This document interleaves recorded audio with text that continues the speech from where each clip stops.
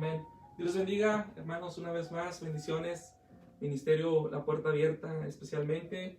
Amigos, familia que nos escuchan, que están conectándose ahí con nosotros y que nos siguen. Una bendición poderles saludar esta tarde y miércoles que podemos decirle al Señor que Dios ha estado con nosotros hasta el día de hoy.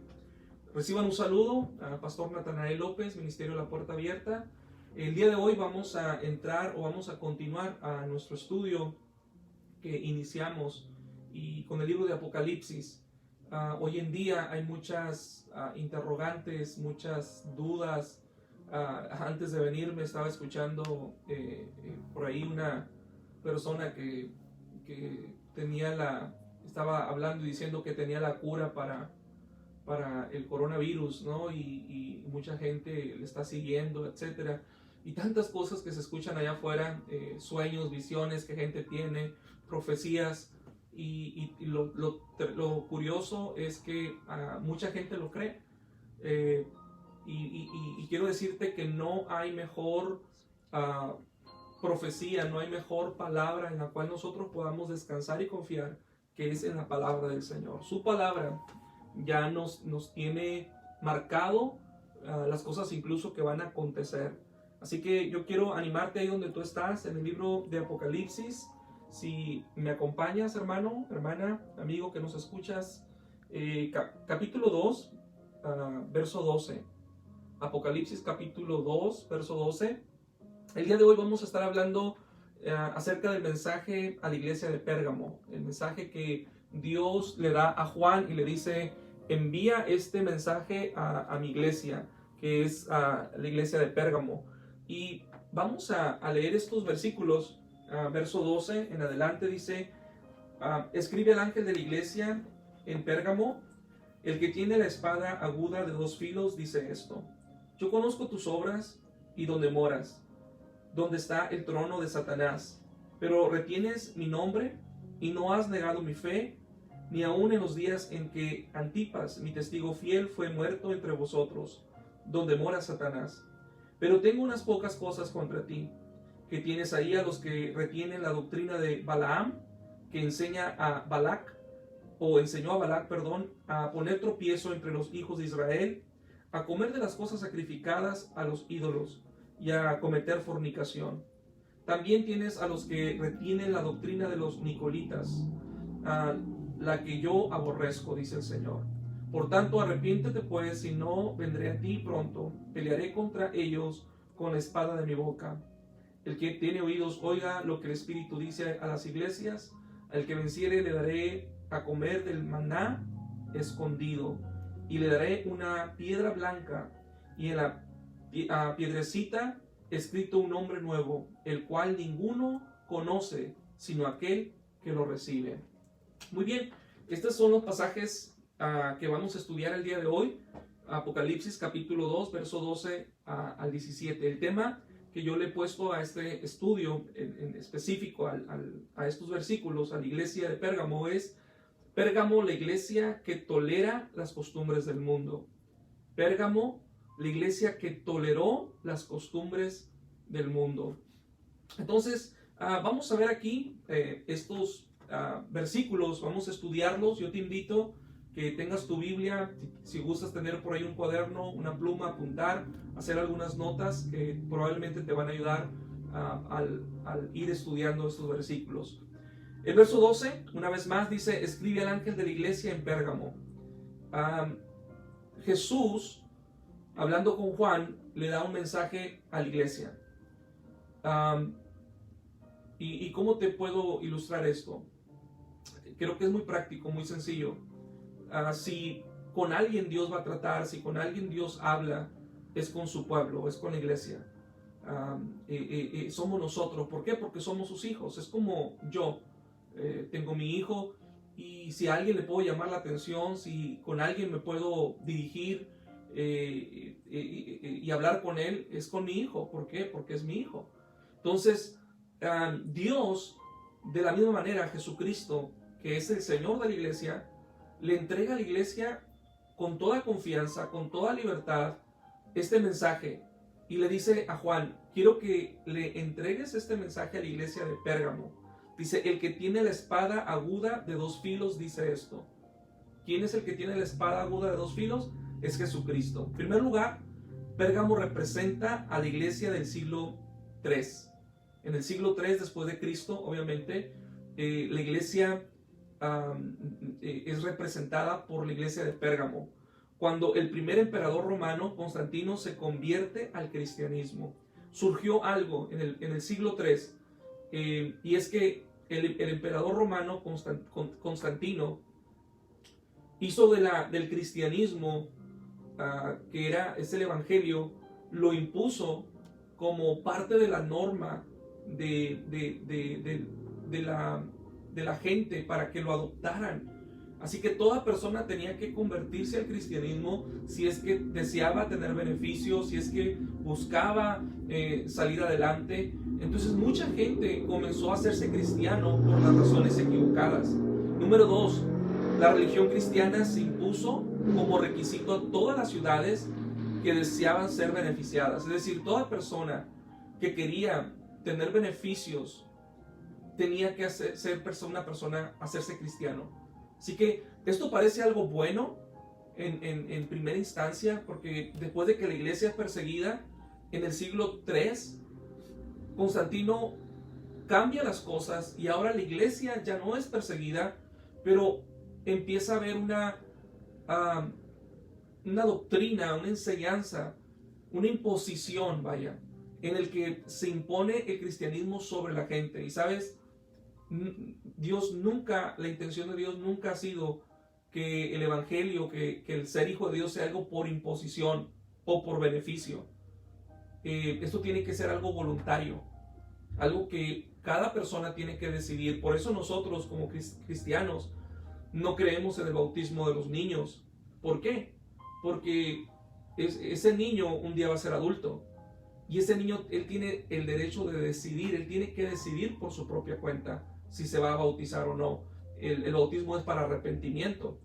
Entonces, no se trata de imponer algo por tradición, sino que es una decisión personal. Entonces, en el siglo III, miramos cómo el cristianismo empezó a imponerse sobre la gente, se empezó a requerir, pero aunque parezca que es algo bueno, realmente lo que ocurrió fue algo contraproductivo. Y a través de aquí de estos versículos vamos a mirar cómo se desarrolla todo esta unión entre la iglesia y el imperio romano, que hay una mezcolanza, hay una conexión, vaya, una unión que surgió. La gente se convertía al cristianismo por razones equivocadas. Es decir, si alguien quería tener un oficio, si alguien quería ser alguien reconocido, tenía que ser cristiano. Si alguien quería tener un doctorado, tener una licenciatura, ir a la universidad, tenía que ser cristiano. Si alguien quería viajar, o sea, para sacar documentos, pasaportes, qué sé yo, todo esto se empezó a imponer de tal forma que la gente miró el cristianismo como un beneficio para poder lucrar, para poder sacar provecho, vaya. Entonces, no era la intención de Dios que esto fuera así. Por primera vez surge el orden papal. En el siglo III es cuando surge el orden papal. Es ahí donde empezamos a ver cómo van surgiendo los papas, cómo se imponen. En el siglo XIII también es cuando empieza la adoración, esta nueva enseñanza de la adoración a los santos, a la Virgen María. Antes del siglo III no existía la adoración a los santos, no existía la adoración a la Virgen María, no existía tampoco el papal. Todo esto miramos aquí, hermanos, entonces, que en el siglo III, cómo surge un cambio, y la iglesia va a hacer este cambio, este proceso. También dice aquí en estos versículos, cuando dice, escribe el ángel de la iglesia en Pérgamo, el que tiene la espada aguda de dos filos. Él es el que tiene la espada aguda de dos filos. La espada aguda de dos filos. Jesús, quien tiene la espada de dos filos, no es una espada literal. no es una espada real, vaya, literal que Jesús tiene. No necesita. Jesús no necesita una espada. Pero cuando habla aquí que Él dice, es el que tiene la espada aguda de 2 filos, está hablando o se refiere del poder de su palabra. Jesús no necesita una espada para quebrantar, para dividir, para destruir, para traer juicio. Él no necesita traer una espada como esta, una espada literal. Pero su palabra, la palabra de Jesús es suficiente. Lo que Jesús dice, así se hace. Dice que por su palabra fueron creadas todas las cosas. Así que el poder de Jesús radica en el poder de su palabra. Por eso nosotros creemos en estas escrituras, en este libro sagrado, la palabra de Dios, que es inspirada por Dios, inspirada por su Santo Espíritu. Creemos que tiene poder, aunque es una palabra escrita, pero es una palabra que cobra vida cuando nosotros creemos en esta palabra, creemos en el Señor, que el Espíritu Santo fue el que la inspiró, es el que nos la entrega. Así que esta palabra es una palabra viva. Entonces, cuando dice aquí, Él es el que tiene la espada aguda, es decir, Jesús es el que habla y Él decreta, Jesús decreta. Jesús es el que da las órdenes.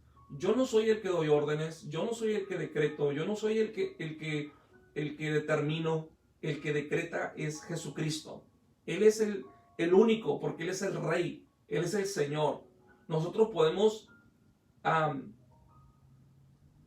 confirmar, podemos declarar lo que su palabra ya dice, pero yo no puedo por mi propia cuenta hacer declaraciones y decretos porque yo decreto esto. Yo he escuchado mucho esta palabra y suena muy bonita, suena muy poderosa, incluso como hasta espiritual, pero en realidad el que decreta, el que tiene esa espada de 2 filos es Jesucristo, su palabra. Ahora nosotros nos refugiamos, nos escondemos, nos paramos tras la persona de Jesucristo, en lo que Él ha dicho.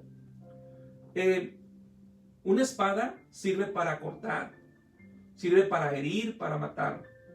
La espada de Dios corta nuestro ser interno, dividiéndolo, lo espiritual de lo carnal. Es decir, que la espada de Dios tiene el propósito, hermanos, de entrar en nosotros, y cuando su palabra entra a nuestro ser, a nuestra mente, a nuestro espíritu, hermano, viene a dividir las cosas de la carne y las cosas del espíritu.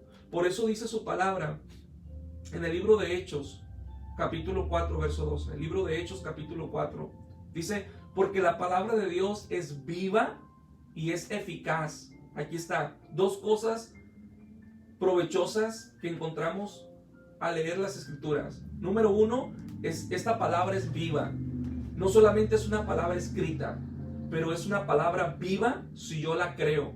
Cuando yo creo en esta palabra, esa palabra se hace real en mi vida. Entonces es una palabra viva, no es una palabra rezagada, no es una palabra histórica nada más. No, hoy esta palabra tiene vida. Cuando yo la leo, yo creo la promesa de Dios, yo creo sus instrucciones, cuando yo pongo por obra sus mandamientos, cuando yo digo, si su palabra lo dice, lo voy a hacer. Entonces, esta palabra es viva, es eficaz, es constructiva, es beneficiosa. Dice, es más cortante que toda espada de 2 filos. No hay otra espada, no hay otra arma más poderosa que la palabra de Jesús. No hay un arma humana, no hay nada en este mundo más poderoso que la palabra de Jesús. Jesús, con su sola palabra, tiene poder para deshacer y para hacer, para crear y para destruir. Así que la palabra de Dios, con que Jesús lo diga, hermanos, es suficiente. Por eso los discípulos estaban atemorizados, sorprendidos cuando miraron que Jesús detuvo la tormenta y dijeron, ¿quién es este que aún los vientos le obedecen? ¿Quién es este que aún la marea, el mar se detiene? ¿Quién es este? Porque Él es el creador de todas las cosas y aún la creación le obedece. Su palabra tiene poder, hermano. Quiero decirte que la palabra de Jesús continúa teniendo poder sobre nuestra vida, pero nosotros tenemos que creer en esta palabra, porque no importa que su palabra tenga poder, si yo no la creo, no tiene ningún efecto en mi vida. Para que pueda cobrar vida esa palabra en mí, yo tengo que creer en su palabra, aún cuando todo está en mi contra, aún cuando los pronósticos son contrarios, aún cuando no entiendo lo que está pasando, pero yo creo en su palabra. Así que Hechos capítulo 4 dice, esta palabra, la palabra de Dios es viva, es eficaz y más cortante que toda espada de dos filos. Dice, penetra hasta partir el alma y el espíritu, es decir, divide el alma y el espíritu, los parte, dice, separa lo que está en nuestra carne y lo que está en nuestra alma y lo que está en nuestro espíritu.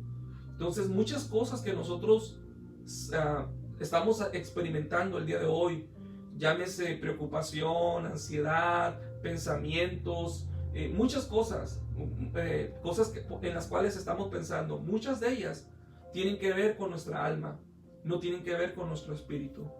Pero la palabra de Dios viene a dividirnos de tal manera que separa nuestros sentimientos, nuestras emociones de lo espiritual.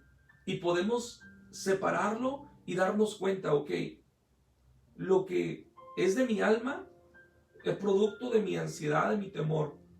No lo quiero, pero yo quiero lo que es del espíritu. Y la palabra de Dios es la que divide estas cosas en nosotros. Dice, penetra, dice, hasta las coyunturas y los tuétanos y discierne los pensamientos y las intenciones del corazón. Así que aquí miramos en el verso 12, el que tiene la espada aguda de dos filos dice esto. ¿Quién es el que tiene la espada aguda de dos filos? Jesucristo. La segunda pregunta ¿es una espada literal? No necesariamente. Jesús no necesita una espada en su mano. La espada que Jesús tiene es su palabra. Su palabra penetra a mi corazón. Un varón no necesita justificarse, no necesita que nadie le diga que lo que está haciendo está mal, porque el Espíritu Santo de Dios le redarguye tu conciencia. Ahí donde tú estás, esa es la palabra de Dios ministrando tu corazón. Así que en este primer versículo miramos que esa espada es la palabra de Jesús. Verso 13, vaya conmigo ahí, el verso 13 dice, yo conozco tus obras y donde moras, dice, donde está el trono de Satanás, pero retienes mi nombre y no has negado mi fe, ni aun en los días en que Antipas, mi testigo fiel, fue muerto entre vosotros, donde mora Satanás. Qué tremendo, porque aquí miramos en este versículo que la iglesia de Pérgamo, su entorno, el lugar donde estaba, hermanos, era un lugar, dice, donde está el trono de Satanás. Es decir, que no era fácil ser cristiano en Pérgamo. Y Jesús, aquí miramos que una de las cosas que hace es felicita a su iglesia. A la iglesia de Pérgamo le felicita porque le dice, tú estás en un ambiente, estás en una sociedad, estás en una cultura donde Satanás se ha encargado de adoctrinar a la gente. Los líderes de estas ciudades están dirigidos en sus vidas, en sus corazones, en sus mentes, están dirigidos por Satanás. Hay un escenario detrás de todo esto y es Satanás y sus demonios. Pero dice, allí donde está ese lugar donde reina Satanás, donde está el trono, dice, ahí está mi iglesia. Qué poderoso, hermanos, qué maravilloso, porque aunque Satanás esté operando, se esté moviendo y tenga sus planes de muerte, de destrucción, hermanos, y aún incluso en contra de tu familia, de tus hijos, y pareciera que el diablo está ganando, pero ahí donde tú estás, hermano, ahí tú eres la iglesia de Jesucristo. Así que la iglesia de Jesús permanece firme, aún en donde Satanás quiere traer muerte, en donde Satanás impone su trono. Tal vez Satanás ha querido imponer su trono en el corazón de tu hijo. Tal vez Satanás ha querido imponer su trono en el corazón de tu esposo, en el corazón de un familiar. Y el diablo se ha encargado de envenenarle, de arrastrarlo.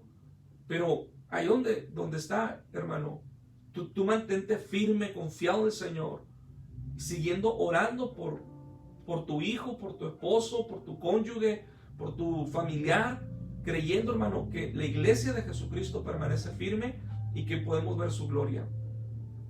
Pérgamo era el centro de adoración al dios llamado Zeus. Este dios era considerado el dios rey de los dioses y el que supervisaba el universo, según la filosofía griega. Entonces, en Pérgamo se adoraba a este dios, el dios Zeus. Otra de las cosas que encontramos aquí es que el centro de la adoración en Pérgamo era también para César.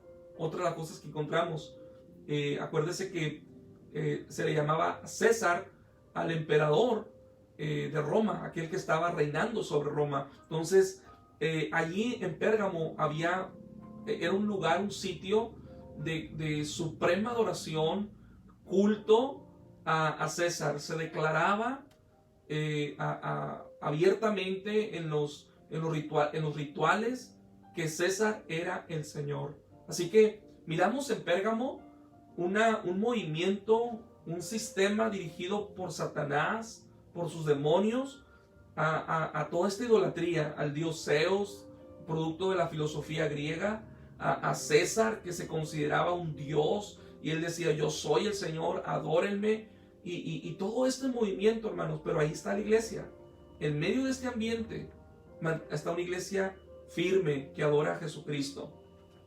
La iglesia permanece fiel a Jesucristo, mientras que el mundo gritaba, César es el Señor, la iglesia decía, Jesucristo es el Señor.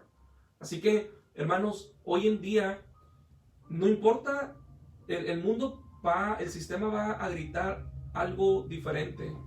El mundo va a decir, es permitido estas leyes, es permitido el aborto, es permitido el matrimonio entre dos hombres, está bien el matrimonio entre dos mujeres. El mundo lo va a gritar, el mundo va a pasar todas estas leyes, pero que el mundo lo haga no significa que la iglesia lo va a aceptar. Nosotros no lo aceptamos.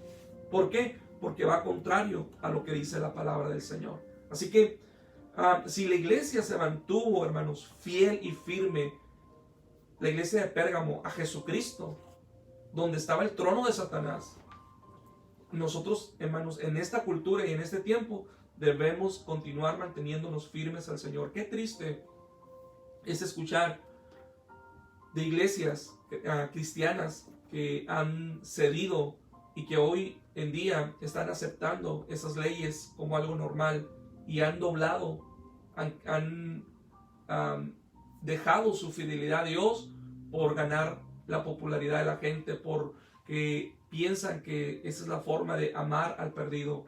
Y sabes, no hay mayor fidelidad que la que tenemos a la palabra de Dios y a Jesucristo primeramente.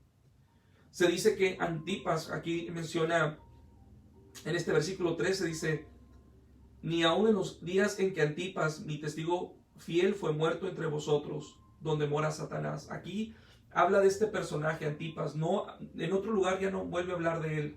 ¿Quién fue Antipas? Realmente no hay aquí en la Biblia más información de él.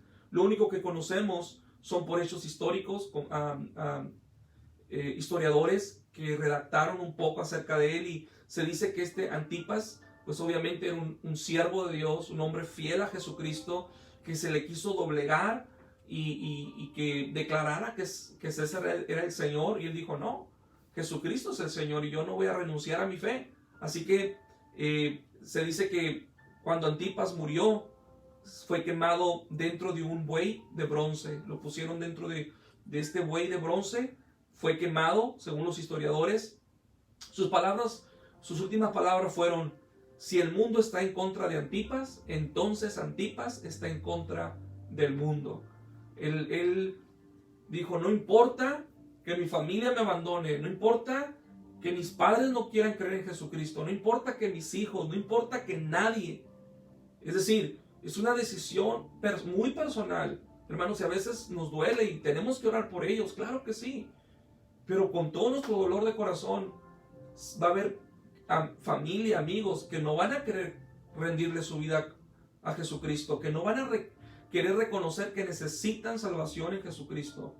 no importa, pero tú mantente fiel, tú mantente firme creyendo en Jesucristo. Antipas, este mártir, aquí lo menciona Jesús, menciona su nombre, dice, este hombre se mantuvo fiel a mí. Y sus declaraciones finales fueron, si el mundo está en contra de Antipas, entonces Antipas está en contra del mundo. Es decir, no importa que parezca que todo está en mi contra, pero yo me voy a mantener fiel y firme al Señor. Es lo que tenemos históricamente en base a este Antipas que menciona aquí Jesús hablándole a Juan de la iglesia de Pérgamo. Pues es muy básico. Lo que sí sabemos es que fue un hombre de Dios que murió como mártir siendo fiel a Jesucristo. Así que, hermano, mantengámonos fieles al Señor. A veces va a haber padecimiento. Es algo que no nos gusta, padecer por Jesucristo. No nos gusta el tiempo en el que nuestra familia nos da la espalda, nos cierran las puertas, nos dejan de hablar, tal vez ya no te aceptan, amigos, no importa, hermano, tú mantente fiel y firme a la palabra de Dios. No hay mayor fidelidad, no hay mayor a quien tú puedas mantenerte leal que a Jesucristo. Él es el Rey, Él es el Señor, Él es digno. Una vez más aquí vemos, dice que donde mora Satanás, dice en esta parte termina diciendo, es decir, donde los hombres piensan de acuerdo a las filosofías de demonios. En este lugar era un lugar terrible, era un lugar donde había una idolatría, un paganismo, un culto satánico, un ambiente inmoral. ¿Por qué? Porque donde reina Satanás siempre promueve la inmoralidad, la bajeza, lo peor de lo peor. Así que este es el lugar donde estaba la iglesia de Pérgamo. Es posible vivir para Cristo en medio de un sistema corrupto sin que nosotros mismos nos corrompamos. A veces podemos llegar a pensar o sentir, no, es que pastor, es bien difícil aquí donde vivo, en la ciudad, el ambiente, etcétera. Hermanos, en la palabra de Dios encontramos hombres y mujeres que se mantuvieron firmes y fieles a Jesús en medio de un ambiente hostil, contrario a la palabra del Señor. Así que si ellos lograron tener éxito, hermanos, tener victoria, usted y yo también en este tiempo debemos mantenernos en victoria creyendo en Jesucristo. Vaya conmigo al verso 14. Le voy a invitar ahí, verso 14 del capítulo 2 de Apocalipsis. Verso 14 dice, pero tengo unas pocas cosas contra ti, que tienes ahí a los que retienen la doctrina de Balaam, que enseñan a Balaac a poner tropiezo ante los hijos de Israel, a comer las cosas sacrificadas a los ídolos y a cometer fornicación. Verso 15 dice, y también tienes a los que retienen la doctrina de los nicolitas, la que yo aborrezco. Wow. Entonces miramos aquí esta enseñanza que Jesús habla. Jesús tiene que darles un llamado de atención a su iglesia. ¿Por qué? Porque se han estado deslizando, se han estado desviando, han empezado a permitirse ciertas cosas que ellos mismos no se percataron, no se dieron cuenta, y cuando menos se dieron cuenta, lo pensaron, ya habían prácticas mundanas dentro de la iglesia. Ya había cosas que no honraban a Dios, que no glorificaban, y los mismos creyentes, ya no estábamos hablando del mundo, ya no estamos hablando de los inconversos, de los que no conocen a Jesucristo, que no han tenido un encuentro con Jesús, que no le han recibido como su Señor y Salvador, no, pero estamos hablando de la iglesia. Y Pérgamo, la reprensión que Jesús le hace a su iglesia es que han permitido, por eso dice, tengo unas pocas cosas contra ti, es decir, tengo que llamarte la atención, retienes la doctrina de Balaam, retienes la doctrina de Balaam. Y para mí esta historia, la historia de Balaam, para mí es muy interesante, siempre me ha cautivado, me ha llamado mucho la atención, porque la doctrina de Balaam la encontramos en el libro de Números, capítulo 31, Números capítulo 31. Y básicamente había un rey llamado en aquel tiempo Balaam, y este rey Balac, el rey Balac contrató a un profeta y dijo, yo quiero no me conviene a mí que el pueblo de Israel que está en el desierto sea bendecido. De hecho, me molesta, me aborrezco al pueblo de Israel.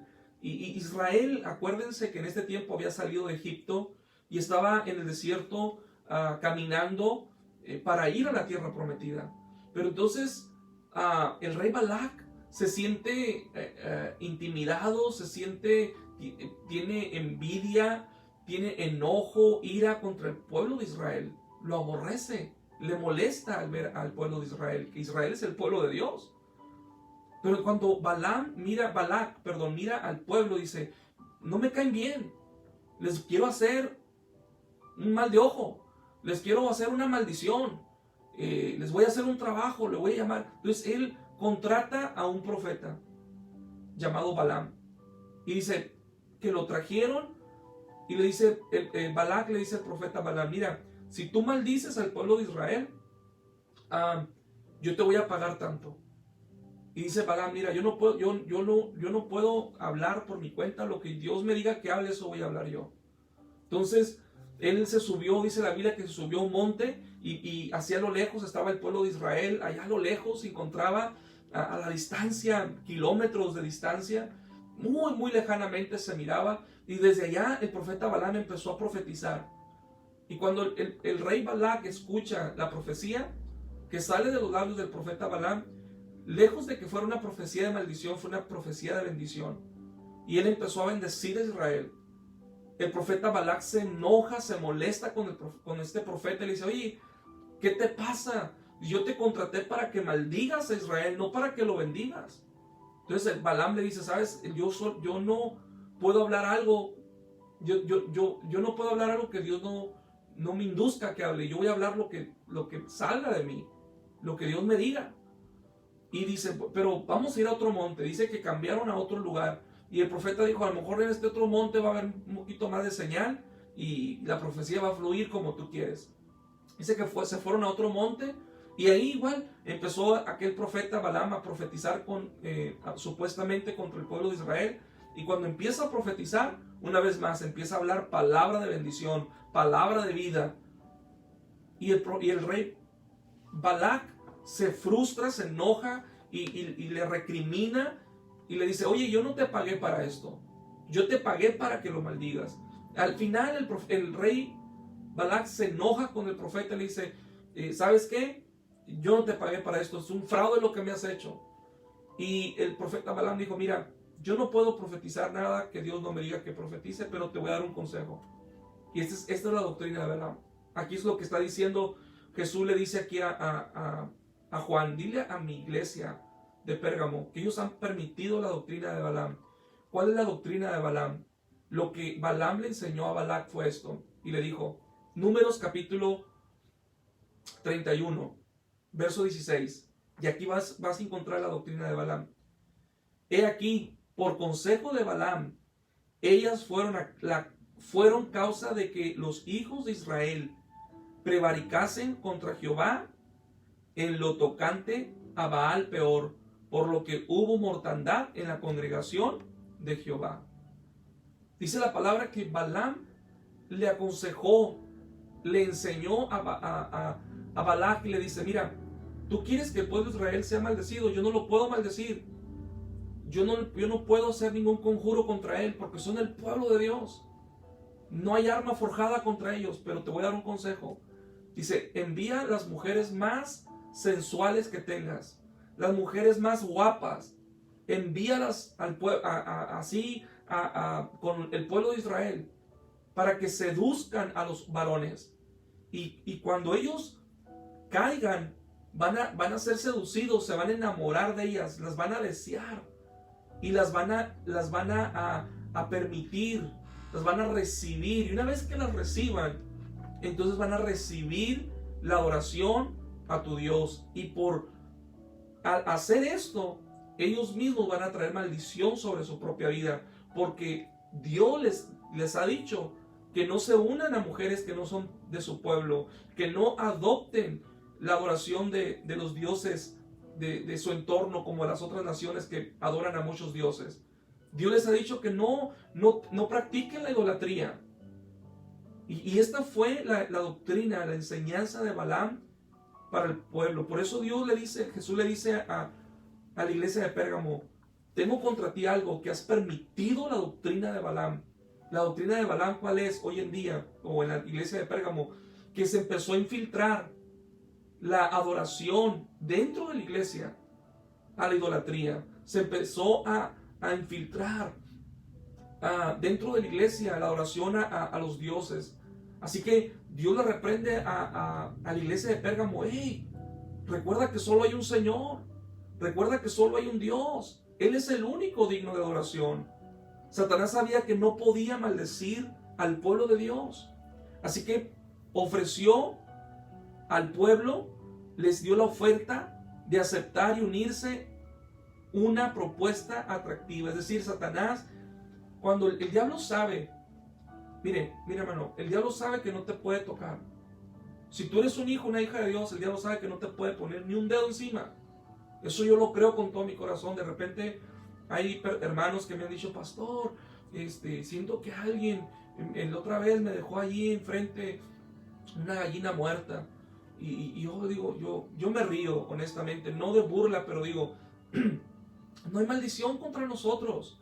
No hay nada que el diablo no pueda hacer. El diablo no nos puede poner ni un dedo encima, porque le pertenecemos a Jesucristo. Entonces, cualquier conjuro, cualquier maldición, cualquier cosa que cualquier brujo esté haciendo, hermanos, no tiene potestad sobre nuestra vida, porque la mano de Jesucristo y el poder de Dios está sobre nosotros. Ahora, pero el diablo sabe que como no me puede tocar, lo que él sí puede hacer es hacerme ofertas, hacerme que yo caiga, ofrecerme cosas que son atractivas a mí, a mi carne, seducirme en mi carne, de tal forma que yo las desee y empiece a practicarlas. Y eso fue lo que hizo Satanás con el pueblo de Israel. Él sabía que no lo podía maldecir, pero le ofreció. Y es ahí cuando viene la maldición sobre los hijos de Dios. Es ahí cuando viene la maldición sobre nosotros. No porque el diablo nos viene a maldecirnos, sino porque nosotros a veces le abrimos la puerta. Por eso dice la Biblia, la palabra del Señor, que no le demos lugar al diablo. No le abras la puerta, no le des lugar al diablo. Él no puede entrar a tu vida, hermano. Él no te puede destruir. Él no te puede robarte el gozo de la salvación. El diablo no te puede robar la paz de Jesucristo que te ha puesto en tu corazón. El diablo no te puede quitar nada, hermano. Pero no le abras la puerta, no le des lugar al enemigo, porque es así como el enemigo entra. Y muchas veces estamos atareados, preocupados, ansiosos, turbados, pero es porque nosotros mismos hemos permitido, hemos cedido a la oferta del enemigo. Lo mismo pasó en el siglo III, cuando la iglesia de Pérgamo, se infiltró o empezó a mezclarse con la política, la cultura. En aquel tiempo, hermanos, la doctrina de Balaam empezó a surgir dentro de la iglesia en Pérgamo. La iglesia primitiva, quiero que sepas, no adoraba, o solamente más bien, solo adoraba a Jesucristo. Solo al Señor Jesús declaraba: Jesucristo es el Señor. Pero en el siglo III la iglesia empezó la adoración. Es ahí donde empezaron la adoración a los santos. En el siglo III. Esto no empezó desde un principio. La adoración a los santos. Hoy lo que mucha gente adora a santos, imágenes, la Virgen de Guadalupe y todo eso, hermanos, eso no estaba antes. Eso surgió en el siglo III. Y es ahí donde empieza la adoración. Por eso Jesús amonesta a su iglesia, le dice: ¿por qué estás adorando imágenes? ¿Por qué estás adorando santos cuando tu única adoración tiene que ser al Rey de Reyes y Señor de Señores? Así que, amado hermano, mantente fiel y firme. Tu adoración es al Cristo vivo, al Cristo de poder, y fuera de Jesús no hay más que sea digno. Se cree que los nicolitas, porque habla aquí de los nicolitas, dice en el verso 15, también retienes la doctrina de los nicolitas, que yo aborrezco. Dios aborrece, quiero decirte, hermano, Dios aborrece la idolatría. Dios aborrece la adoración a dioses. Solamente hay uno que es digno.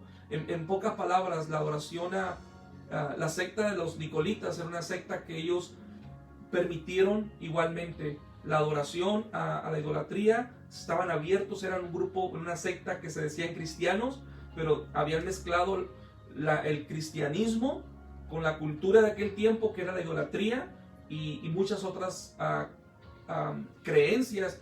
Y Jesús reprende a su iglesia, le dice: ¿por qué estás permitiendo la idolatría en tu casa? No lo permitas. Así que en el verso 16 dice: por tanto arrepiéntete, pues si no, vendré a ti pronto y pelearé contra ellos con la espada de mi boca. Mire, Jesús nos da, me gusta pensar en esto. Yo antes no lo miraba así. Si Jesús nos reprende, si Jesús en su grande amor nos confronta, porque Jesús es Él confronta, Él nos reprende, pero si Jesús lo hace porque nos ama. No lo hace siendo grosero, no lo hace por maldad, no lo hace porque quiere tenernos pisándonos bajo sus pies. No. El amor de Jesús es un amor perfecto, sublime, maravilloso, que cuando Jesús mira algo mal en nosotros, Él nos dice. Yo he escuchado que un verdadero amigo dice la verdad. Y muchas veces nosotros buscamos o queremos amigos que nos den por nuestro lado, ¿no? Gente que nos aliente y que diga: oh, sí, cierto, tienes razón.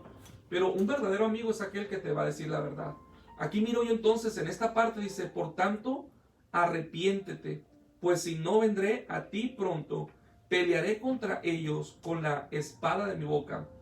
La solución del creyente entonces es arrepentirse de su descuido espiritual.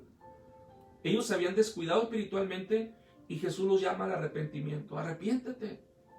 Por lo contrario, nos encontramos peleando contra Dios. Si yo no me arrepiento, si yo me doy cuenta en mi vida que hay algo que no honra a Dios, que no glorifica al Señor, hermanos, yo tengo que reconocerlo. Y muchas veces nosotros, como creyentes, como hijos de Dios, sabemos que hay cosas en nosotros que no están bien. A veces estamos practicando un pecado. Tal vez ya no estamos practicando un pecado de borrachera ni de drogadicción, y tal vez no estamos haciendo esas cosas, pero hay otras cosas. Tal vez estamos practicando el chisme, la envidia, la avaricia en nuestro corazón. Tal vez en nuestro corazón hay rencor, resentimiento, tantas cosas, hermanos, que podemos estar luchando, y si no tenemos cuidado, puede ser que le hemos dado rienda suelta a eso, y ha ido creciendo en nosotros. Y dice el Señor: arrepiéntete, arrepiéntete. El Señor, si algo quiere el Señor, es que nos arrepintamos. Hermanos, yo soy el que decido, no Dios. Yo decido el cambio que va a haber en mi vida. Dios no impone sobre mí los cambios. Él por eso le dice a su iglesia: arrepiéntete. Entonces está en nosotros el abandonar ese camino. Pero si yo no lo abandono, si yo me mantengo obstinado, digo: no, es que a mí me gusta esto, es que yo pienso que es mi criterio, mi forma de pensar, y yo voy a hacer esto. Hermanos, cuando yo me vuelvo necio, me convierto enemigo de Dios. Estoy peleando contra Dios. Por eso dice la palabra: arrepiéntete. Dice: pues si no, vendré a ti pronto. Voy a venir, y como le dice a la iglesia de Éfeso, voy a quitarte, voy a remover. Y sabe, la salvación del creyente, dice la Biblia, es hasta el final. Es decir, que tenemos que permanecer hasta el final fieles al Señor. Hay gente que piensa y dice: no, no importa lo que hagas, no importa en el pecado que estés, Dios de todas maneras te ama y Él te va a salvar. Y no es cierto, la Biblia no dice eso. La Biblia dice: sé fiel hasta la muerte. Así que Dios le dice a la iglesia aquí, porque si no, dice: pelearé contra ellos con la espada de mi boca. Es decir, aquí una vez más miramos la espada de Jesucristo peleando en contra de aquellos que son sus enemigos.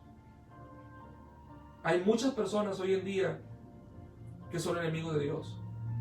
Y toda persona que no le ha recibido a Jesucristo, no se ha doblado ante Jesús, y no se ha rendido a Cristo, le ha entregado su corazón y su voluntad a Jesucristo, es enemigo del Señor. Puede ser que tengas una religión, puede ser que tengas una cultura, una enseñanza, ritualismo y todo lo que quieras, pero si no le has rendido tu vida a Jesucristo y no estás viviendo para el Señor, eres un enemigo del Señor. Por último, el último versículo que tengo aquí para estudiar dice: el que tiene oídos oiga lo que el Espíritu dice a las iglesias. Al que venciere le voy a dar de comer del maná escondido. Jesús dice: le voy a dar de comer del maná escondido. En esta parte me gusta, porque parte de la enseñanza de la doctrina del profeta Balaam era inducir al pueblo de Israel a comer. La comida era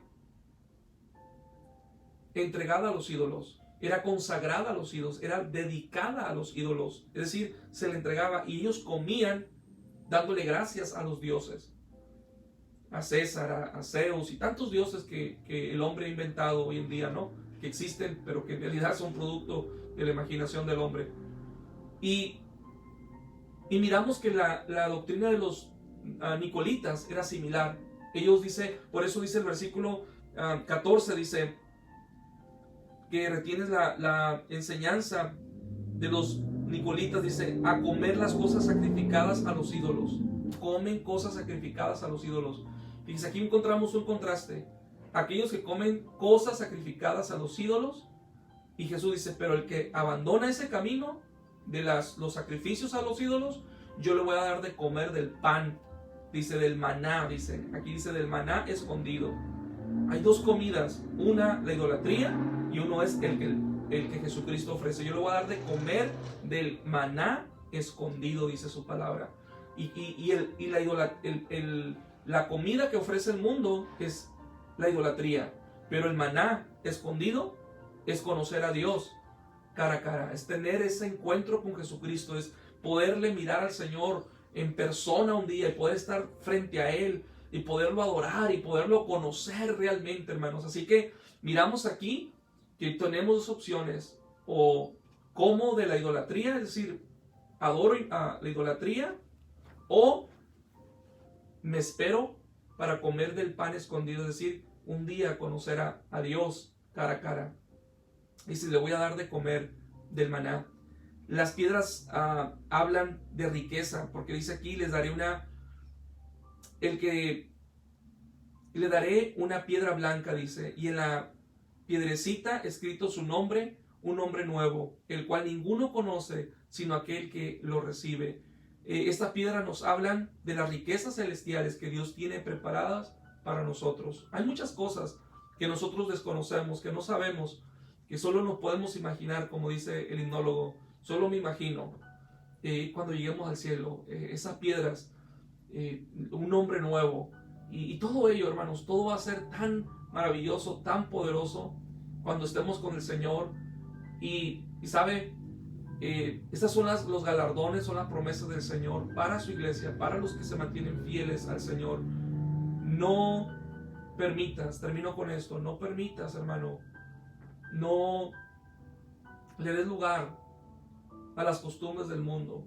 Tal vez el mundo ha abrazado y dice, esto no es malo.